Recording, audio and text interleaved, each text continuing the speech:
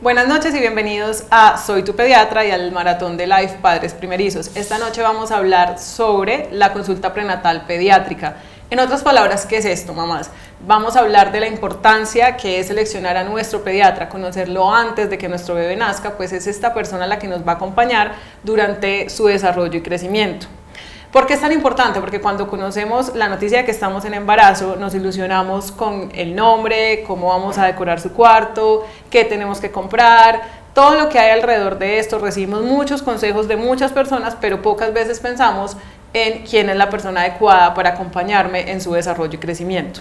Para hablar de este importante tema nos acompañan dos médicas pediatras de la Universidad del CES de Medellín, Juliana Montoya y Juliana Londoño, bienvenidas y hoy para que nos acompañen en este tema. Muchas gracias por la invitación. Entonces, para iniciar, comencemos. ¿Qué es la consulta prenatal pediátrica? Bueno, la consulta prenatal pediátrica es la que se hace durante el embarazo para conocer al pediatra, que será el que nos va a acompañar pues durante lo que tú decías, el crecimiento y desarrollo de nuestros hijos. Es una consulta que uno generalmente trata de hacer como en el tercer trimestre del embarazo, más o menos 32, 33 semanas, no mucho antes, porque es una consulta donde de pronto uno se le olvidan muchas de las cosas que le dijo el pediatra. Entonces sí, se trata de hacer como al final, pero tampoco ya pues a punto de nacer el bebé, porque digamos que si uno no está cómodo con la persona que fue a conocer, tener tiempo pues como de pronto conocer a alguien más. Hay muchas cosas que se tergiversan por chat, o sea, uno por chat no debe mandar antibióticos, uno no sabe si de verdad el niño si lo necesita o no, las fotos a veces tergiversan mucho, hay cosas que de verdad sí tienen que ver por más simple que sean, porque creen que de pronto es un brotecito simple, ese tipo de cosas se tienen que revisar. Y es lo que Juli dice, muchas cosas se pueden pasar como simples y en realidad detrás de eso puede haber una enfermedad que desde hace mucho tiempo necesitábamos pues como identificar y que simplemente por dejar pasar el tema por consultas no sería lo ideal. Eso también pone en riesgo un poco la seguridad del médico, o sea, el tema con el WhatsApp no es para uno resolver cosas que puedan poner en riesgo la vida del paciente, porque ese no es la función eso no es una consulta de verdad legal. Las consultas deben tener un orden y deben de tener un porqué y un para qué, no deben de ser cosas que se queden en el aire, que nos quedamos sin saber si la dosis era la adecuada, si el peso sí era el adecuado, yo creo que estaba pesando esto, y en realidad damos dosis con pesos que de pronto no sabemos si son como los acertados, entonces se pone mucho en riesgo también como la parte legal del médico y hay que ser muy cautelosos con ese asunto. Pienso que ese aspecto no debería primar sobre otros en el momento de escoger un pediatra, porque hay muchas mamás que piensan que la disponibilidad del pediatra debe ser 24/7, que el mejor pediatra es el que responde más rápido o el que está más a la mano, y en realidad eso no cuenta para nada como dentro de un punto que sea relevante en el momento de uno estar con un pediatra. La otra cosa que me parece importante de ese tema y que los pediatras también deben de tener en cuenta, y es que nosotros como pediatras también tenemos momentos en los que no estamos trabajando y que probablemente no estemos tan disponibles en el chat porque estamos en nuestros momentos de familia o con nuestros hijos, entonces tampoco es un punto para uno pensar que es que el pediatra tiene que estar disponible todo el tiempo por el chat. Si algo pasa en las horas de la madrugada es algo que nosotros no vamos a poder ni resolver y que probablemente tampoco estemos en los 5 sentidos de resolver porque nos acabamos de despertar. Entonces son cosas que de verdad hay que saberlas como explicar a los papás, sobre todo cuando llegan a la consulta y nos preguntan ese tipo de cosas. Perfecto, entonces nos queda claro aquí que no siempre todas las consultas son aptas para ser contestadas por WhatsApp. Sin embargo, nos preguntan qué cosas sí ustedes están dispuestas a contestar. Lo que decías ahorita, qué son esos aspectos básicos que ustedes dicen, bueno, esto sí lo puedo contestar por WhatsApp porque no estoy exponiendo la vida del niño, no estoy poniendo en riesgo mi licencia profesional o mi ética como médico, y les puedo colaborar en con esta pregunta. ¿Qué son ese tipo de cosas? Pues ve, yo diría que sí, es que ahí entra un tema muy difícil porque también uno piensa, o sea, si es una pregunta tan básica o tan que puede esperar, pues también puede esperar al momento en el que sea la consulta. Entonces uno como mamá y más mamá primerizo, a uno le surgen muchas dudas, pues al principio cuando el bebé acaba de nacer, sobre el ombligo, sobre si lo puedo bañar, sobre la lactancia, sobre si será que el llanto es porque tiene cólico, será que es que está quedando con hambre, o sea, son demasiadas cosas que probablemente uno, pues si yo me dedico a cada que me surge una pregunta, escribir un mensaje de WhatsApp a un pediatra, pues eso es interminable, interminable, sobre todo lo digo con las mamás primerizas, generalmente las mamás que también tienen otros hijos no quiere decir que no tengan dudas, pero la lista de preguntas que uno puede tener y que digamos que no sean urgentes, que sean unas cosas más básicas, es interminable. Entonces tampoco puedo decir, no, es que si por WhatsApp a uno le pueden preguntar a qué horas tengo que bañar a mi bebé, pues porque digamos que lo que decía Juli, hay como momentos en los que probablemente uno no esté disponible o no tenga el tiempo suficiente como para yo dedicar a responder mensaje por mensaje de cada dudita que le va surgiendo a la mamá. Lo recomendable es todas las dudas que uno va teniendo acerca pues obviamente del niño, anótelas y cuando llegue a la consulta, porque uno muchas veces cuando llega a la consulta se le olvida lo que iba a preguntar, entonces uno dice, ay no, ¿qué es lo que era? Ya no sé, doctora, a mí se me olvidó, qué pena. Entonces empiece a anotar, cada que le surja una duda que esté en el momento con su bebé, anótelas, y el día que llegue a la consulta, así sea una lista muy larga, que a veces dicen, ay qué pena, yo tengo una lista muy larga de preguntas, no importa, eso es preferible a uno estar...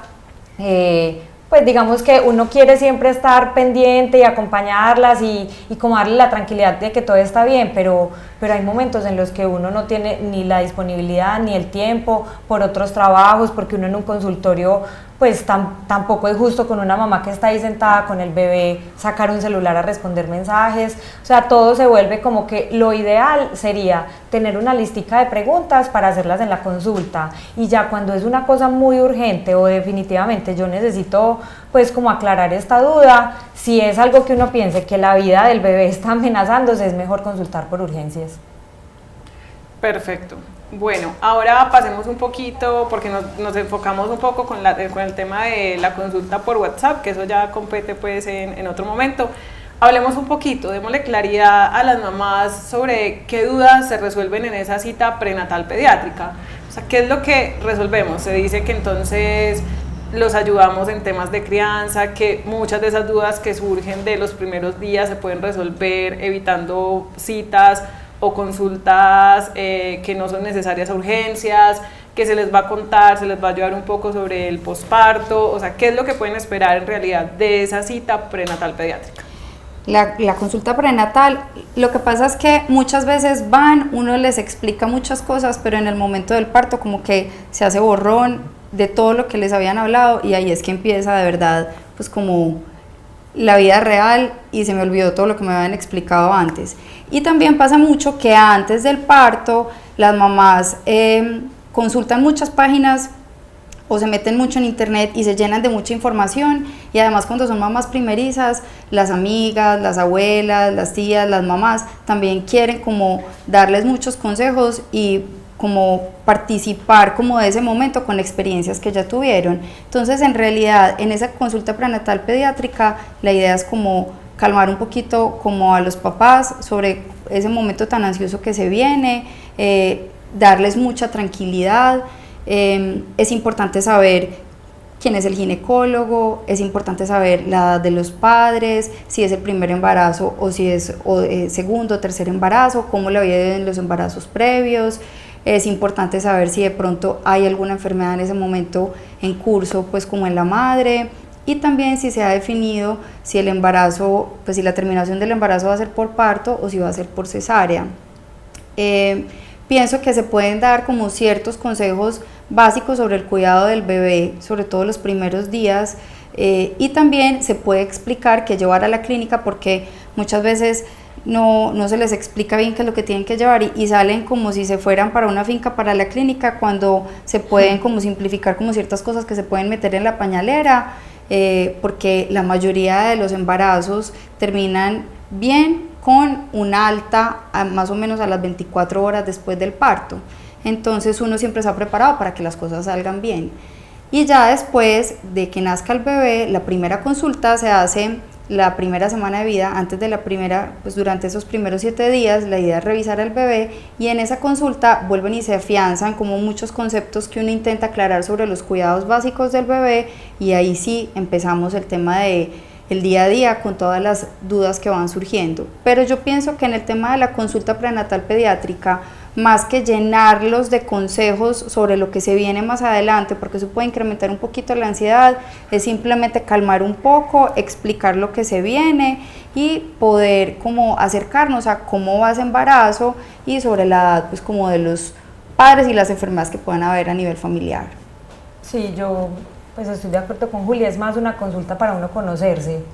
Uno en embarazo tiene demasiadas cosas en la cabeza como para terminar de llenarla, por ejemplo, hablando de vacunación o hablando de lactancia. Digamos que todo eso se va dando en las consultas siguientes, porque que uno dijera, pues es que es la primera y última vez que voy a ver a esta persona, entonces le tengo que hacer 750 preguntas. No, es una consulta más para uno conocerlo, para saber si definitivamente esa persona que me recomendaron o que la encontré o que en algún momento me dijeron, ve, anda donde este o esta pediatra, el que sea, pues sí me genera como la empatía o la amabilidad, o me siento confiada en entregarle pues como parte de la salud de mi hijo a esa persona. Entonces es más eso, es más como conocerse. Obviamente si hay algún antecedente muy importante, conocerlo, que la mamá tiene hipertensión o lo que sea pues que tenga, como situaciones muy puntuales que de pronto le ayuden a uno a tener como algunas precauciones cuando el bebé nace,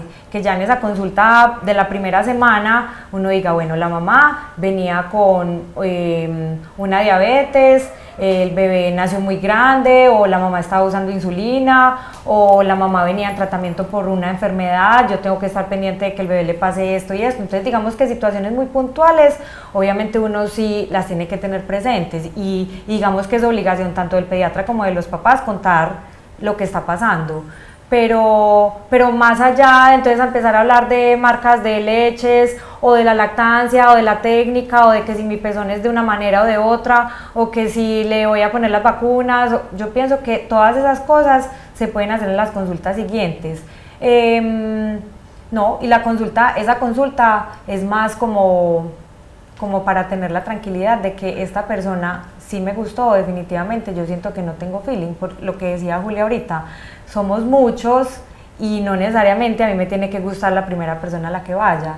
Puede ser que yo vaya y diga, no, pues a mí esta doctora me pareció que no hubo como ninguna conexión. O uno va y dice, no, qué delicia, pues me sentí tranquila, confiada, me gustó esta persona, me siento súper bien, no veo la hora de que mi bebé nazca para llevársela, pues como tipo de esas cosas. Pero ahondar más allá en un montón de temas, creo que habrá el tiempo suficiente. Como decía Julio, uno los ve la primera semana de vida, luego los ve cada mes más o menos por los 6, 7, 8 primeros meses, entonces tiempo para resolver dudas y para aclarar pues un montón de cosas, obviamente lo hay. Esa consulta no es necesario resolver tantas dudas. Perfecto. Ahorita Juliana nos hablaba de que les ayudaban o los apoyaban en la decisión de las cosas que tienen que llevar a la clínica. Y la siguiente pregunta que nos hacen es si en este caso también los ayudan a decidir compras inteligentes, qué pedir en el baby shower, qué es realmente necesario, qué no deberían comprar, qué cosas son indispensables para esos primeros días de vida. Sí, total. Yo pienso que uno, pues, por ejemplo, yo que soy mamá, obviamente al principio cuando tuve mi primer bebé puede que haya cometido algunas, pues, como errores en escoger cosas, porque uno con un hijo quiere como tener todo y darles todo y que mejor dicho no sufran por nada, y uno ya después cuando tiene un montón de cosas en la casa uno dice, yo para qué compré esto.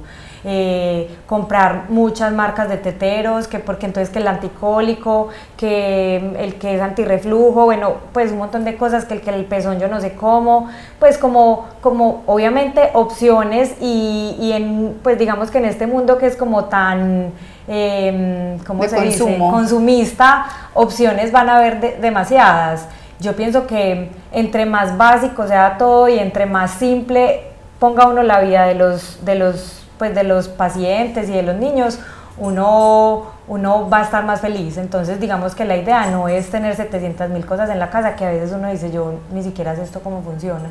Obviamente sí, pues si hay dudas en ese aspecto en algún momento, ve doctor, a mí me recomendaron tal cosa, uno le dice, no, pues la verdad yo pienso que eso no lo deberías comprar, o sí, sí vale la pena comprarlo porque eso sirve muchísimo, sí, pues eso sí se puede resolver. Y otra pregunta que hacen mucho en la consulta prenatal es si tienen que comprar algún tarrito de leche para empacar en la pañalera por si tienen que dar algo en la clínica. Y en realidad pues es algo que no ni se necesita. En caso de que se llegara a necesitar por X o Y motivo, en la clínica proporcionan ese tipo de pues como de insumos, pero la idea es que todas las mamás se vayan preparadas en que se va a poder lactar, pues, y que vamos a poder ofrecer lo mejor para su hijo, y que en ese momento lo único que necesita ese bebé es mucho amor de la familia y lactancia materna. Perfecto. Recordemos que el tema de hoy es consulta prenatal pediátrica. Aún así nos están haciendo varias preguntas diferentes que vamos a tratar de contestarlas, pero pues nos vamos a enfocar en el tema del día de hoy. La siguiente pregunta que nos hacen es, ¿debe estar mi pediatra el día del parto? En ese tema, eso ha cambiado mucho a través de los años. Yo creo que antes los pediatras de pronto sí iban a los partos, pero ahora por ley el pediatra externo que esté en un consultorio, que haga consulta privada, pues puede ir. En realidad si quisiera uno podría ir, pero no sería lo adecuado. Cada clínica ya tiene su personal de pediatras que están a su entera disposición en el momento del parto, y pues eso también, como ahorita hace un rato les decía, les hablaba como algo del tema legal, pues en realidad también por seguridad tanto de los papás, del bebé y del pediatra, el pediatra que debe estar en ese momento presenciando pues como el parto debe ser el pediatra de la clínica, no un pediatra externo que de pronto no tenga en ese momento ningún contrato con la clínica, y que en caso de que haya alguna complicación del bebé, pues lo ideal es que esté el personal de la clínica ahí atendiendo la situación en ese momento. Además que es que uno cuando uno estudia pediatría, digamos que uno se enfoca en todas las situaciones posibles que le pueden pasar a uno como pediatra, y dentro de eso que uno estudia durante la residencia es pues cuidados intensivos y niños que por algún motivo no nacieron bien y tienen que entrar a que los intuben, o bueno, pues como situaciones así. Entonces digamos que cuando uno, por ejemplo, decide trabajar solamente en consulta, o decido trabajar solamente en cuidado intensivo o solamente en hospitalización, pues digamos que uno va cogiendo como más experiencia en un campo que en otro. Incluso hay especializaciones solamente de cuidado intensivo neonatal, o sea, de los recién nacidos. Entonces digamos que yo, pues siendo como muy honesto, yo como voy a preferir que me atienda un pediatra, mi bebé, que no ve generalmente pues como ese proceso de adaptación cuando están acabando de nacer, a un pediatra que todo el tiempo está viendo lo mismo. O sea, obviamente cada uno tiene sus habilidades, y entre esas habilidades está uno que está todo el tiempo viendo niños sanos en consulta, que sabe hablar sobre las vacunas, sobre los cuidados, sobre puericultura, sobre crianza, a probablemente un pediatra que está todo el tiempo viendo niños críticamente enfermos, que tiene destrezas en intubar pacientes, en manejar ventiladores, en ayudar al bebé a que se adapte cuando de pronto por algún momento tuvo dificultad para respirar cuando nació. Entonces, obviamente yo me siento más tranquila si mi bebé me lo está recibiendo una persona que todo el tiempo está viendo esto, a diferencia de una persona que probablemente lo vio hace unos años en residencia y ya se enfocó fue como en otro tema. Entonces también como por la parte de experiencia, pienso que no es necesario que el pediatra que escoja uno sea el que esté pues en el momento del parto. Perfecto. También nos preguntan si el pediatra los puede ayudar en el momento de la depresión postparto, o esto ya es tema pues como de otro médico o de otro momento. Pues yo pienso que uno puede que durante la consulta uno vea algunas alertas, pues como algo me llama la atención de la mamá, algo veo que no me está gustando como la dinámica, como se está manejando con el niño, pero lo mismo, o sea, uno no es la persona indicada para hacer un diagnóstico de una depresión postparto. Puede que yo diga, sabes que te veo pues como muy ansiosa, o estoy viendo, o por ejemplo uno decirle al papá, yo veo que la situación pues como que con la mamá está difícil, pero a veces como la consulta uno no está todo el tiempo con unos papás y el tiempo generalmente dura más o menos media hora, 40, 45 minutos, uno no, digamos que no tiene todo el tiempo para estar enfocado en la mamá sabiendo que tiene un bebecito que también tiene pues que revisar y todo, entonces puede ser que uno vea como algunas alertas, que uno diga, hay algo que no me gusta, pero no somos las personas indicadas para hacer diagnóstico de depresión Solamente postparto. podemos como identificar, pero no tratamos, esa parte corresponde a psiquiatría. Y también, pues, muchas mamás no cuentan o no nos damos cuenta, sino que no nos damos cuenta por el interrogatorio, sino que de pronto oímos algún comentario de alguna de las otras personas de la familia que estén en ese momento en la consulta, o puede incluso pasar totalmente desapercibido por nosotros y no darnos cuenta que esa mamá está cursando con una depresión postparto. Entonces eso también requiere que haya un equipo, pues como un trabajo en equipo en realidad con la familia, con el esposo, con las personas que estén como más cercanas a la mamá, que probablemente ellos sean los que primero identifiquen este tipo de situaciones y que incluso hasta sin tener que pasar por nosotros recurran a un psiquiatra en caso de que se necesite. Perfecto. ¿Mi pediatra me recomendará en algún momento qué clase de parto debo tener o será una decisión propia de la madre? Esa decisión depende del ginecólogo, pienso yo. O sea, la idea es que todos los bebés nazcan por vía vaginal. El cuerpo humano está diseñado para que los bebés nazcan por vía vaginal, para que la adaptación sea súper fácil, para que la recuperación de la mamá también sea muy fácil.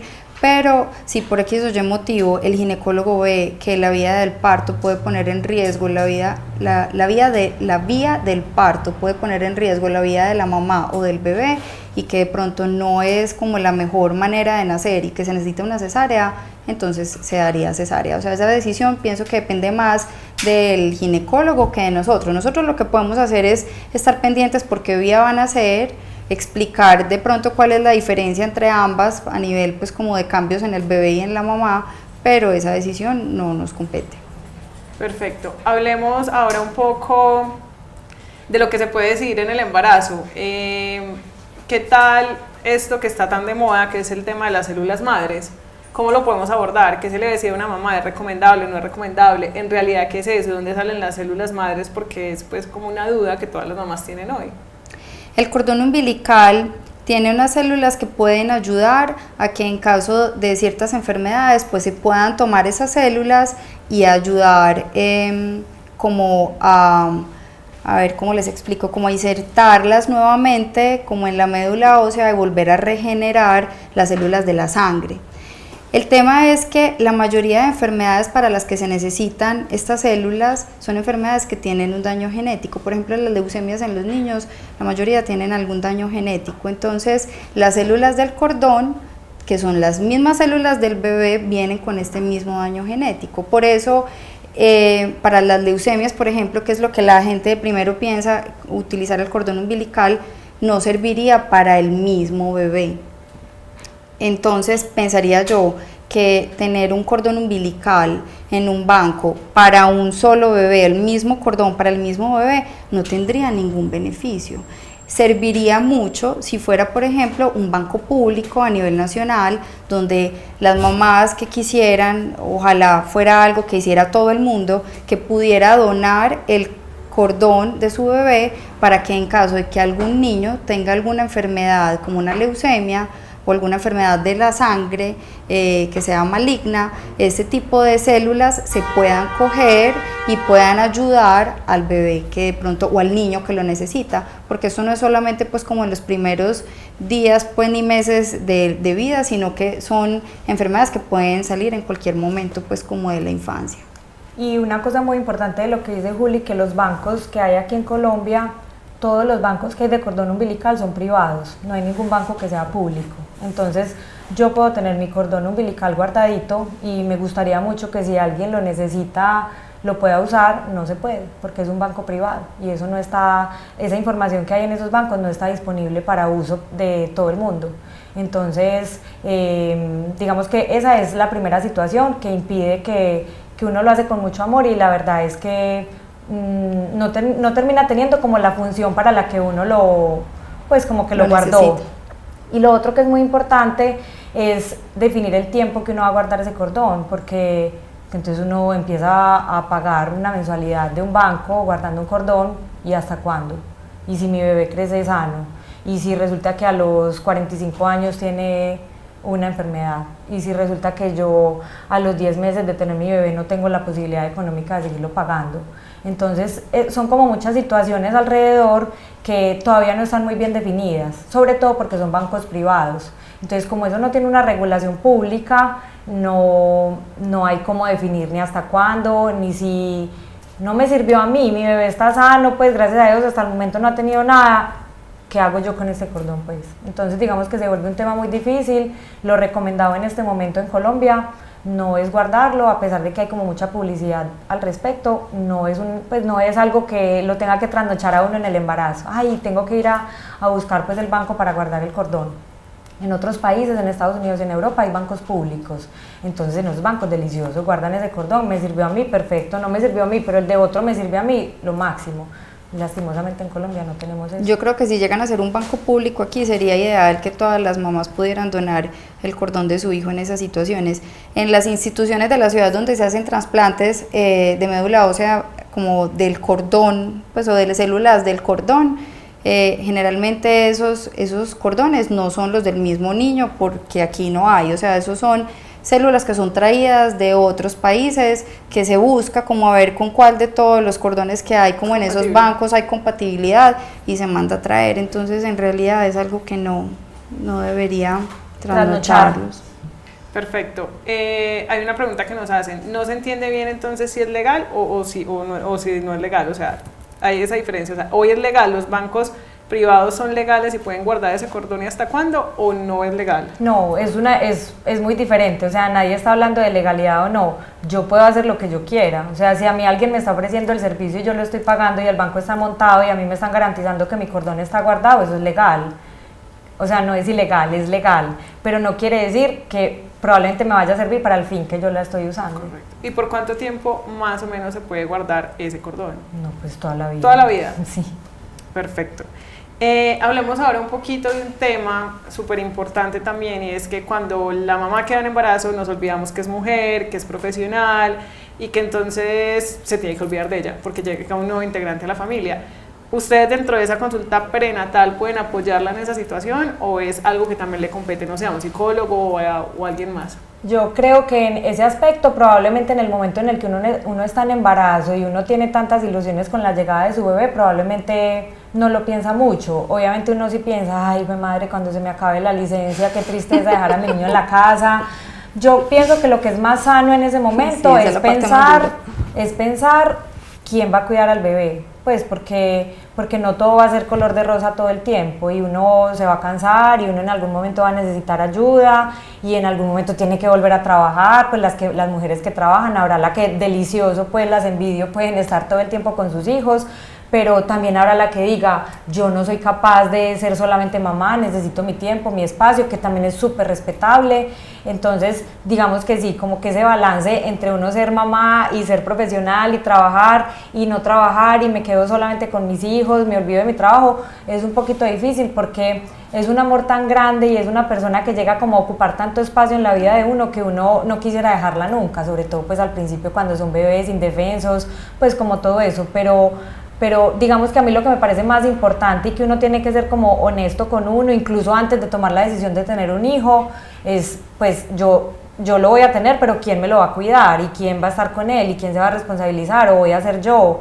¿O mi esposo va a ser el que nos ayude a tener como a mantenernos mientras que yo soy mamá? Porque digamos que yo pienso que eso también parte mucho de los problemas que uno ve, por ejemplo, con embarazos adolescentes, que las niñas pues ellas quedan en embarazo y no se dan ni cuenta y entonces después el problema es este muchachito está descuidado, la abuela también tiene que trabajar, la niña se tiene que salir de estudiar o lo cuida un día una persona, un día otra, un día no sabe uno ni quién se lo va a cuidar. Entonces digamos que la invitación es a uno a ser muy honestos, yo voy a tener un hijo, quiero mucho tener un hijo, pero tengo que trabajar para poderlo mantener, tengo que ver quién me lo cuida y también pensar si por ejemplo, que lo respeto y me parece delicioso, las abuelas son las que se encargan de los hijos, mi mamá o mi suegra tiene la capacidad de quedarse con mi hijo y ser la que lo cuide, o es una mujer de mucho más edad,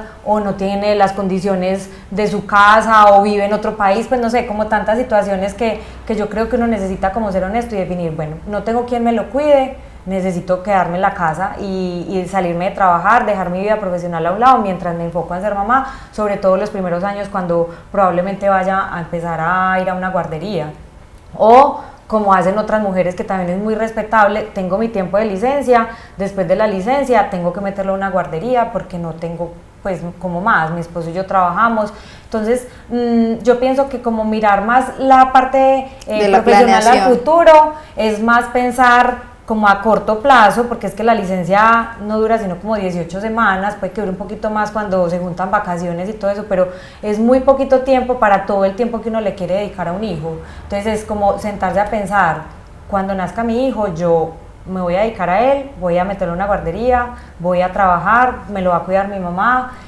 no voy a trabajar y me voy a dedicar a ser mamá a pesar de tener de pronto una carrera profesional exitosa, por decisión propia, pensarlo como con cabeza muy fría, porque después con el tiempo uno puede decir, como ve uno, mamás que por allá, ya cuando los hijos están más grandes, quieren volver a retomar su vida profesional y a veces se vuelve como un poquito difícil porque ya han estado fuera mucho tiempo, porque de pronto conseguir trabajo, sobre todo pues en un país como Colombia, no se vuelve tan fácil, pues ni al principio recién graduados, ni más adelante, ni después. Entonces uno decir, bueno, voy a dejar de trabajar 5 años, pero en 5 trabajo fácil, encuentro trabajo, no, o sea, son situaciones que uno sí, digamos que como que es la parte maluca y lo que vos decís, como la parte difícil, uno tener que decir, ay, tengo que dejar como este pedacito de mí, pero son situaciones que uno tiene que pensarlas. Y los embarazos, ojalá la mayoría fueran, casi todos deberían ser planeados, porque es que en realidad traer un hijo a este mundo es una responsabilidad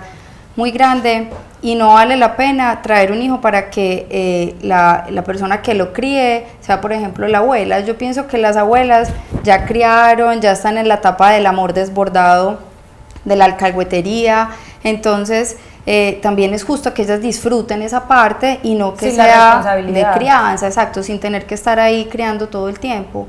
Y a mí las mamás de ahora me parecen unas tesas, porque es que además de que tienen que ser buenas mamás, tienen que ser buenas en el trabajo, buenas profesionalmente, buenas esposas, entonces son muchos aspectos en los que la mujer tiene que rendir y por eso es importante tomar esa decisión a conciencia, si de verdad vamos a ser capaces de tener un hijo y criarlo y hacernos responsable de él para que esa personita que está creciendo de verdad crezca con todo el amor que se necesita y con todos los cuidados que se necesita y que eso no quede como a cargo de otras personas y que puedan tener una infancia feliz. La infancia es lo que más determina el carácter de la persona, los primeros 5 años de vida, todas las vivencias que se tienen en ese momento es lo que determina lo que esa persona va a ser en un futuro.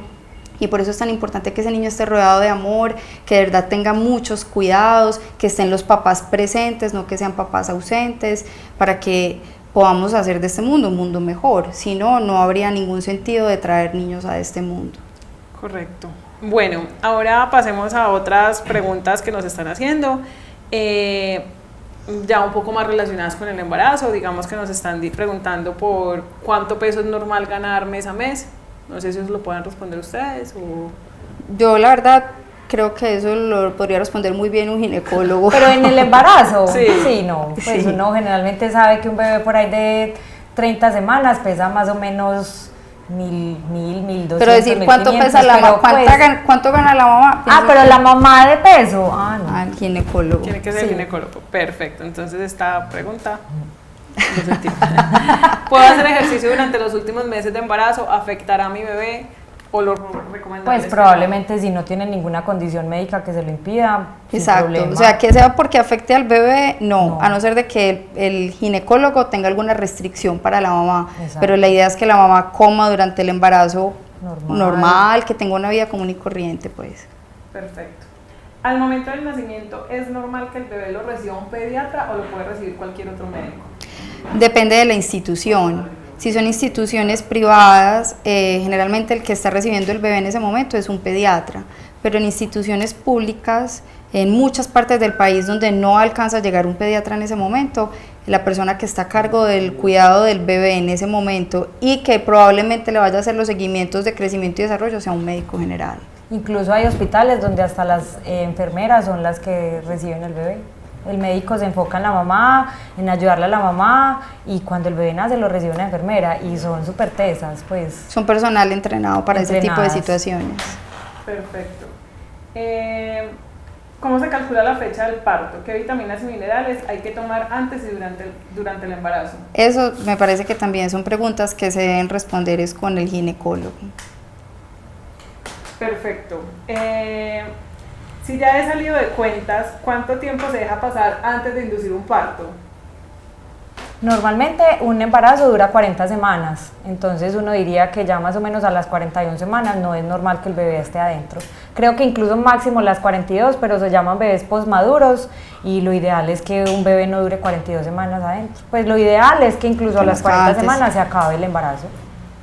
Perfecto. Bueno, ahora vamos a responder un poco algunas preguntas que nos están haciendo ya no tan relacionadas con el tema del día de hoy, pero que creemos que igual podemos ayudar a nuestras mamás que están hoy conectadas. Antes de contestar estas preguntas, les quiero recordar que nos pueden seguir a través de las redes sociales de Soy Tu Pediatra, tanto en Facebook, Instagram como YouTube. Asimismo pueden escribirnos a través de nuestro teléfono de WhatsApp, que está saliendo acá abajito, solo para consultas virtuales, consultas que deseen hacer mamás que estén por fuera de Medellín y que no puedan venir, digamos, a una consulta presencial con los médicos que estamos teniendo aquí en nuestros encuentros en vivo. Y asimismo recordarles que si tienen más preguntas las pueden hacer y aún terminando el live pues las vamos a ir contestando una a una con ayuda de las doctoras. Entonces la siguiente pregunta es, quisiera saber si los bebés varones se corren el prepucio en casa poco a poco y en qué tiempo se comienza a hacer.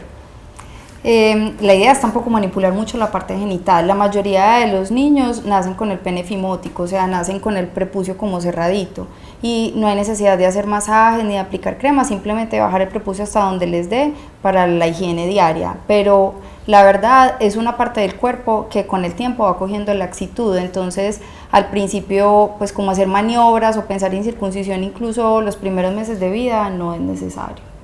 Perfecto. La siguiente pregunta es, ¿hasta qué edad es común el reflujo?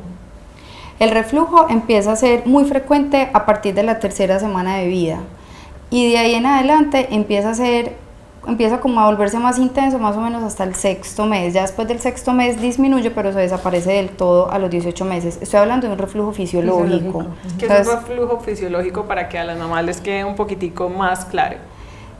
Reflujo fisiológico no es enfermedad, generalmente es un reflujo que se debe como a la condición anatómica de los bebés que tienen un poquito más de inmadurez en su tracto gastrointestinal, los músculos de, pues como de todo ese tracto son un poquito más inmaduros y también influye mucho la posición, porque como los niños los primeros meses de vida están todo el tiempo acostaditos, pues la gran parte del tiempo, entonces digamos que estar plano es una comunicación directa entre el esófago y la boquita y los hace pues como vomitar más fácil. Por eso más o menos alrededor del sexto mes, cuando ya los bebés se sientan más y tienen como más sostén de la cabeza y de todo el tronco, disminuye el reflujo, porque como ya no están todo el tiempo acostados, entonces eso favorece que ese reflujo vaya disminuyendo.